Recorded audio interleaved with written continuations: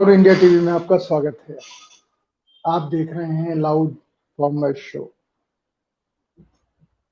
इस शो में किसानों से जुड़ी कुछ ऐसी बातों के बारे में हम बात करते हैं, क्योंकि हमारे हर शो में ज्यादातर देखने वाले देश के बारे में जानना चाह रहे हैं। देश से मतलब किसानों के बारे में जानना चाह रहे हैं। देश दो हिस्सों में बंटता जा रहा है। एक वो लोग हैं जो किसानों के बारे में बात ही नहीं करना चाहते हैं, और एक वो हैं जो किसानों के बारे में ही ज्यादा से ज्यादा जानकारी चाहते हैं। जो किसानों के बारे में जानकारी चाहते हैं उनमें छात्र नौजवानों की बड़ी संख्या शामिल है। किसान तो हैं ही, आप जिनको कहते हैं 45-50 से ऊपर के लोग, वो तो शामिल हैं ही, लेकिन नौजवान 18, 19, 20, 25 साल के लोग किसानों के बारे में बहुत ज्यादा जानना चाहते हैं, और वो मेरे हर प्रोग्राम पे इस तरह के संदेश भेजते हैं। कल का दिन बाकी लोगों के लिए वैलेंटाइन डे था, लेकिन देश के लिए पुलवामा के शहीदों का दिन था, जिसको लेकर के प्रधानमंत्री मोदी ने 2019 में वोट मांगा था कि क्या एक वोट शहीदों के नाम नहीं पड़ सकता। कौन शहीद? पुलवामा के शहीद, उनके नाम नहीं पड़ सकता। ये सीआरपीएफ के 40 जवान थे, और देश ने प्रधानमंत्री मोदी की अपील के ऊपर उन्हें भर भर के वोट दिया।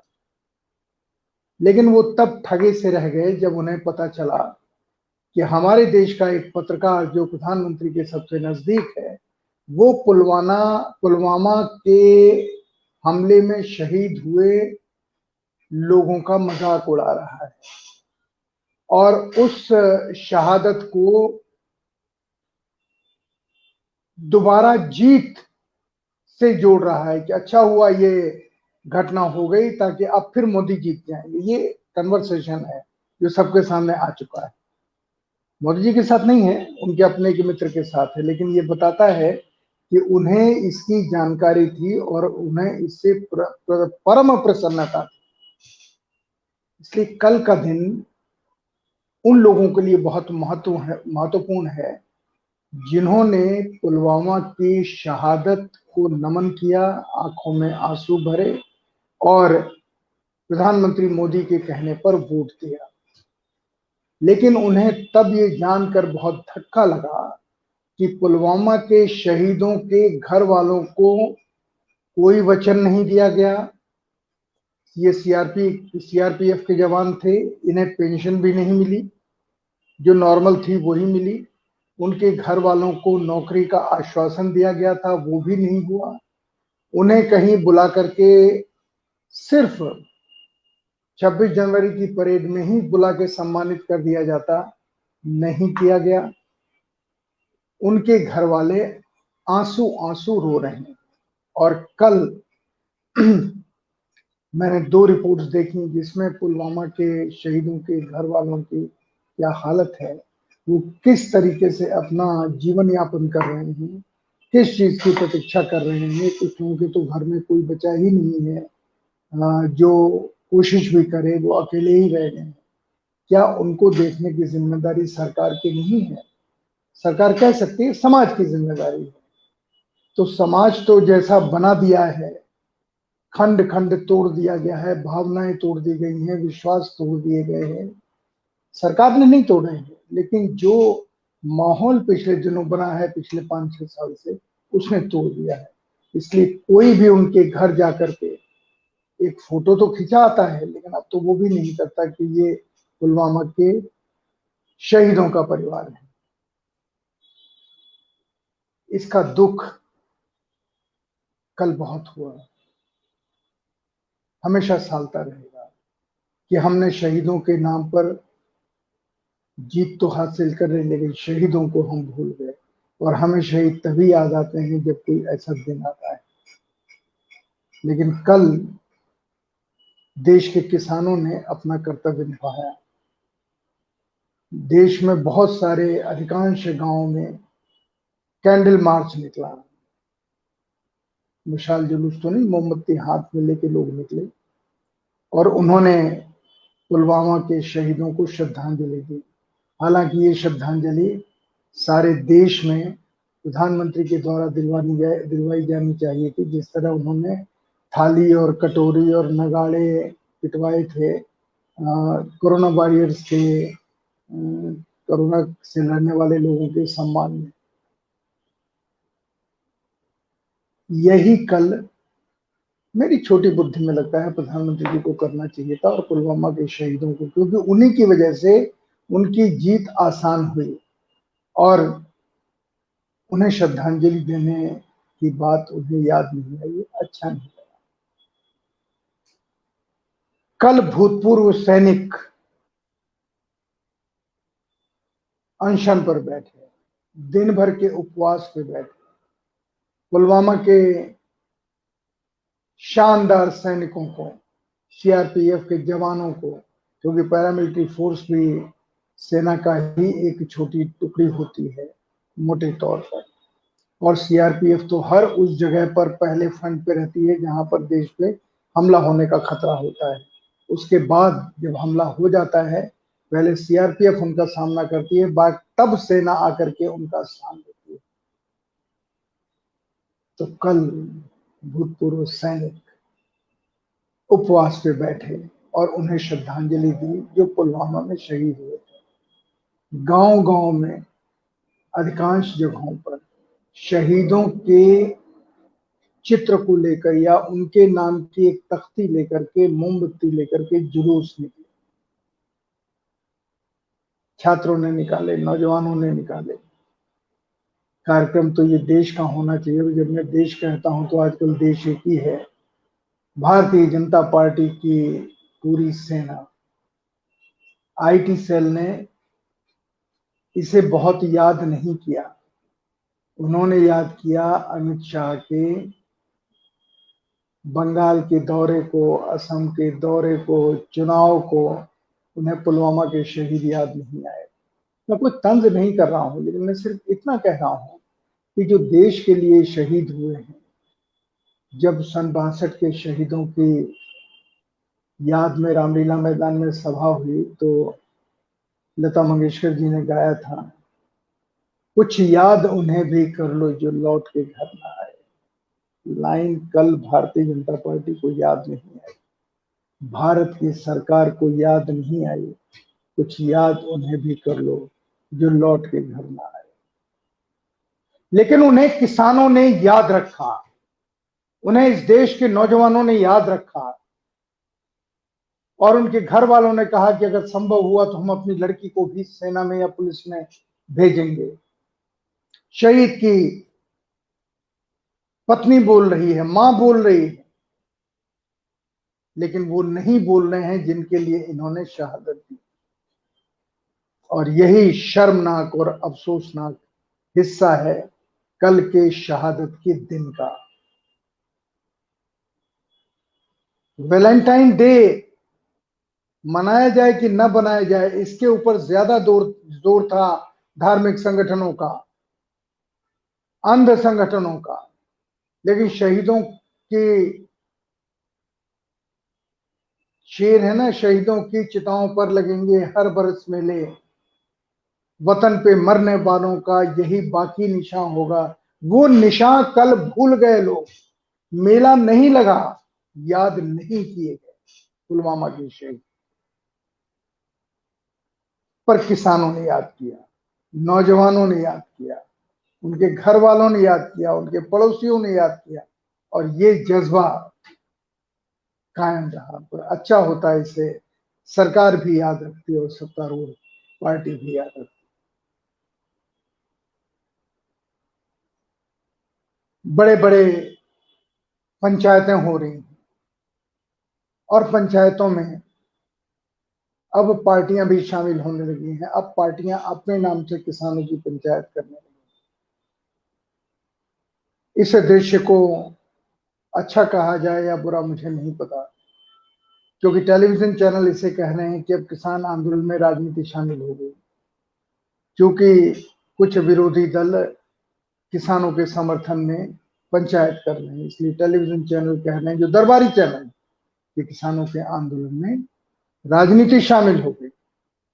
सरकार के लोग भी कह रहे हैं, देखो हम कहते थे ना ये भड़कावे में आते हैं। मतलब इस देश का किसान उन पार्टियों के बहकावे में है जिन्हें आप रत्ती भर भी महत्व नहीं देते, उन्हें आप विरोधी दल मानने से ही मना करते हैं, आप उनका मखौल मजाक उड़ाते हैं लोकसभा में, और लेकिन उनके ऊपर ये इल्जाम थोपने से नहीं चूकते कि ये अब राजनीति में शामिल, किसान इनके कहने से राजनीति कर रहा है।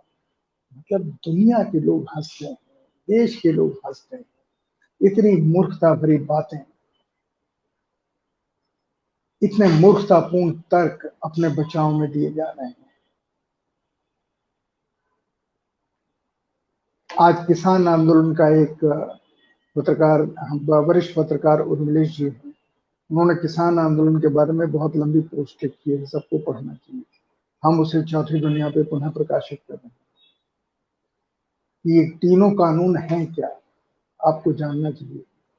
पर आज मैं एक बात और आपको बताऊं कि आज शाम को 5:30 बजे महात्मा गांधी की पोती तारा गांधी भट्टाचार्य गई थी गाजीपुर बॉर्डर के ऊपर परसों, और आज हमारे साथ, उनके साथ गांधी स्मारक निधि के मंत्री और प्रसिद्ध सर्वोदय समाज सेवक श्री रामचंद्र राही 5:30 बजे होंगे। तो उनसे हम पूछेंगे कि उन्हें किस चीज ने प्रेरित किया किसानों का समर्थन करने के लिए, और तारा जी जो गांधी जी के परिवार की हैं वहां कैसे गए। हालांकि गांधी जी के ग्रेट ग्रैंडसन ऑलरेडी किसानों का समर्थन कर चुके हैं, और तो ये भी कह चुके हैं कि अगर बापू होते तो अब तक वहां होते। इसलिए किसानों का समर्थन जारी है, किसानों को नैतिक शक्ति का मिलना जारी है। और दूसरी तरफ आपने कहानी सुनी होगी कि लोमड़ी अंगूर के पेड़ के नीचे मुंह खोल के बैठी रहती कि कब अंगूर गिरे और वो गप से उसको खाए। ये हमारे यहाँ की पंचतंत्र की कहानियों में है कि वो लोमड़ी मुंह ऊपर किए हुए अंगूर के गिरने का की प्रतीक्षा करती है, और जब अंगूर नहीं गिरता है तो कहती है अंगूर खट्टे हैं, इसलिए मैं जाती हूँ। यही हाल इस समय बहुत सारे लोगों का है, जिनकी इच्छा है कि ये किसान आंदोलन टूटता क्यों नहीं, इस किसान आंदोलन में भ्रम क्यों नहीं फैलता, ये किसान आंदोलन हिंसक क्यों नहीं होता, ये किसान आंदोलन प्रधानमंत्री को गालियां क्यों नहीं देता, ये किसान आंदोलन आपस जो इतने नेता हैं इनके भिन्न भिन्न विचार सामने क्यों नहीं आते। अब ये इच्छाएं उस लोमड़ी की इच्छाओं की तरह से जो अंगूर के गिरने की प्रतीक्षा कर रही है। तो ये लोमड़ियां बार बार मिलकर के कभी अलग अलग हर तरह से कोशिश करती हैं कि किसानों को बौखला सकें, बरगला सकें, किसानों को भ्रमित कर सकें। किसानों में मतलब नेताओं में नहीं, साधारण जो किसान आ रहे हैं उनसे ये पूछती हैं बताओ इसका क्या मतलब है, बताओ इसका क्या मतलब, ये लोमड़ियां पूछती हैं। और वो किसान, वो इस मिट्टी का किसान है, इस देश का किसान है, भारत को रोटी देता है, और रोटी कोई दया भाव से नहीं देता है, गर्व से देता है। देश को आत्मनिर्भर किया है उसने, और इस बार तो उसने गेहूं और धान आवश्यकता से बहुत ज्यादा पैदा कर दिया कि लो खरीदो खाओ खिलाओ, भूखा मत रखो किसी को। उत्पादन को शान से करने वाला इस देश का महान सिपाही किसान, आज जानते हैं उन्होंने क्या ऐलान किया है। उन्होंने कहा कि अब जवान लड़ेगा और किसान जीतेगा। इसका मतलब बहुत लोग नहीं समझ पा रहे हैं, आप भी सोचने की कोशिश कीजिए। अब जवान लड़ेगा और किसान जीतेगा मतलब क्या है? क्या उनका यह मतलब है कि सेना या पुलिस में जो जवान हैं वो किसानों के समर्थन में खड़े होंगे और तब किसान जीतेगा? नहीं, उनका ये मतलब नहीं। वो विद्रोह नहीं चाहते, बगावत नहीं चाहते। सरकार चाहती है कि कुछ ना कुछ ऐसा हो जो किसानों के ऊपर इल्जाम लगे, लेकिन वो नहीं चाहते किसान। उनका उनका ये मानना है कि जो छात्र नौजवान हैं वो भी लड़ने के लिए आगे आ रहे हैं, और वो उन्हें जैसे ही इशारा करेंगे युद्ध शुरू होगा और तब किसान जीत जाएगा। किनके ऊपर उनका भरोसा है? अपने ही परिवार के नौजवानों के ऊपर। और आज मैं देख रहा था, एक बुजुर्ग किसान से एक टेलीविजन चैनल के महान मूर्ख पत्रकार पूछ रहे थे, यहाँ पर नौजवान तो नहीं दिखाई देते, यहाँ तो आप बुजुर्ग लोग हैं, तो क्या नौजवानों का समर्थन खत्म हो गया? उन्होंने कहा कि नौजवान बैठे हुए हैं, हर जगह बैठे हुए हैं, उन्हें हमने आने के लिए नहीं कहा है, उन्हें हम अगर आने के लिए कहेंगे तो आप सब परेशान हो जाओगे, क्योंकि फिर सारा देश नौजवानों से भर जाएगा। अभी नौजवानों को हमने कहा है तुम्हें आने की जरूरत नहीं है, अभी तो हम लोग हैं यहाँ पर, खेती भी करेंगे, आंदोलन भी संभालेंगे, और कोई भी बॉर्डर खाली नहीं है। उन्होंने कहा कि टीकरी पे जाओ, देख लो कितने नौजवान हैं, सिंगू पे जाओ, देखो कितने नौजवान हैं। टेंट में मत झांको दिन में, क्योंकि सब अपने अपने कामों में है, शाम को आओ। लेकिन जाने के लोग हिम्मत नहीं कर रहे हैं, क्योंकि दरबारी चैनलों को बड़ा झटका लगा है, उनके पत्रकारों को घेर करके लोग सवाल पूछते हैं और उसकी क्लिपिंग्स सोशल मीडिया पे डाल रहे हैं और उनसे पूछते हैं, क्यों जी तुमने कहा था यहाँ पाकिस्तानी है, तुम लोग कौन पाकिस्तान है, यहाँ खालिस्तानी है, तुमने तो हिंदू मुसलमान इतना कर दिया था कि हम मुसलमानों से खौफ खाने लगे थे, कि मुझे डर लगने लगे थे कि मुसलमान पता नहीं हमें बोटी बोटी करके खा तो नहीं जाएगा, तुम लोग तो वहां तक ले आते हो, भागो यहाँ से, हमको नहीं तुमसे बात करनी। यहाँ न कोई पाकिस्तानी है, न खालिस्तानी है, न हिंदू है, न मुस्लिम है, यहाँ सिर्फ किसान, न ऊंचे धर्म का है, न नीचे धर्म का है, न ऊंची जाति का है, न निचली जाति। ये किसान बोल रहा है। जिस भाषा को सरकार को प्रमोट करना चाहिए था इस देश की, इस देश में भाईचारा बनाए रखने के लिए, एकता बनाए रखने के लिए, वो किसान बोल रहा है। और इन किसानों को सब मालूम है चीन के बॉर्डर की क्या स्थिति है, पाकिस्तान के बॉर्डर की क्या स्थिति है, नेपाल के बॉर्डर की क्या स्थिति है, सब उनको मालूम है। उनके इंटरनेट बंद किए गए हैं, उनके जो कम्युनिकेशन सिस्टम है वो जाम किए गए हैं। जैमर जहां लगना चाहिए वहां नहीं है, जैमर यहां लगा होगा। लेकिन किसान कहते हैं कि जब आजादी की लड़ाई में कोई सोशल मीडिया नहीं था, तो रोटी और फूल से सारे देश में 1857 की आग का संदेश हर जगह पहुंच गया था। और आज बहुत सारी जगहों पर जब कोशिश करते हैं कि एक सिस्टम बंद करें कम्युनिकेशन का, इतने दुनिया में ऑप्शन है, दूसरे सिस्टम अपने आप शुरू हो जाते हैं। सरकार के लोगों को नहीं पता है, क्योंकि सरकार के पास तो हैकरों की एक टीम है। माफ कीजिएगा, मैं ये आरोप नहीं लगा रहा हूँ, ये मुझे पता चला है कि एक हैकरों की टीम है जो हर किसी के अकाउंट को हैक कर रही है। मेरे तो 2 बार मेरा ट्विटर हैक कर लिया गया, जिसमें 1 लाख से ज्यादा उसके सदस्य थे, 1,60,000 थे। फिर घटते घटते वो 80,000 किए गए। मैंने नहीं किए, लोग भी नहीं भागे। लोग कह रहे थे कि पता नहीं क्यों हमारे जितने ट्वीट हैं गायब हो जाते हैं। और फिर तो पूरा अकाउंट ही हैक हो गया, दूसरा बनाया, दूसरा भी हैक हो गया। रिपोर्ट की, सरकार के कान में कोई फर्क नहीं पड़ा। साइबर सेल में रिमाइंडर दिए, 6 महीने में एक फोन आता है, हम उसकी जांच कर रहे हैं, जांच करने के बाद आपके पास आएंगे। मैंने कहा बिल्कुल, जब आपकी जांच पूरी आए तो आइए। मैंने ट्विटर से कहा तुम्हारी ऐसी की तैसी, हम ट्विटर का इस्तेमाल ही नहीं करेंगे। काहे कि नहीं करेंगे? हमारे देश के लोग इतने समझदार और सावधान हैं कि वो अगर ट्विटर से प्रभावित होकर के अपने राय बदलने लगे या बनाने लगे तो देश चल चुका। लेकिन हाँ, सत्तारूढ़ दल के बहुत सारे लोग ये मानते हैं कि बिना ट्विटर के उनकी जिंदगी नहीं चलने वाली। और बहुत सारे तो पॉलिटिशियंस भी, जिसमें कांग्रेस के लोग भी, जो ट्विटर पॉलिटिक्स करते हैं, ट्विटर ट्विटर खेलते हैं। भारतीय जनता पार्टी के लोग भी वही करते हैं, समाजवादी भी वही करते हैं। ममता है जो वहां लड़ रही है, लेकिन टेलीविजन ने माहौल बना दिया है कि ममता बनर्जी के हाथ से, क्योंकि उनका भी थोड़ा सा गुस्सैल स्वभाव है, अहंकारी स्वभाव है। ऐसा स्वभाव नहीं है कि वर्कर से रिश्ता रखें। अब इस समय अकेली तलवार लिए हाथ में खड़ी हैं, लड़ रही हैं, लेकिन उन्हें भरोसा है कि वो चुनाव जीत जाएंगे। तो ये चुनाव की बात नहीं है, ये बात है किसानों की। और उन्होंने, वो ऐसी महिला हैं जिनकी मैं तारीफ कर रहा हूं, जिन्होंने किसानों का बेखौफ निडर समर्थन किया है। किसानों को किसी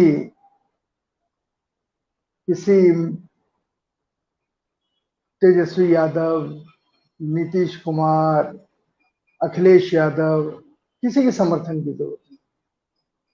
जिसको किसानों का समर्थन चाहिए वो उनका समर्थन करे। किसानों ने तो इस देश में राजनीति की नई इबारत लिखनी शुरू कर दी। किसान इस देश में भविष्य की राजनीति की परिभाषा बनाने में लगे हुए हैं कि अब मुद्दे क्या होंगे अगले चुनाव के, अगले विधानसभा चुनाव के भी, अगले लोकसभा चुनाव के भी, वो मुद्दे बनाने में लगे हुए हैं।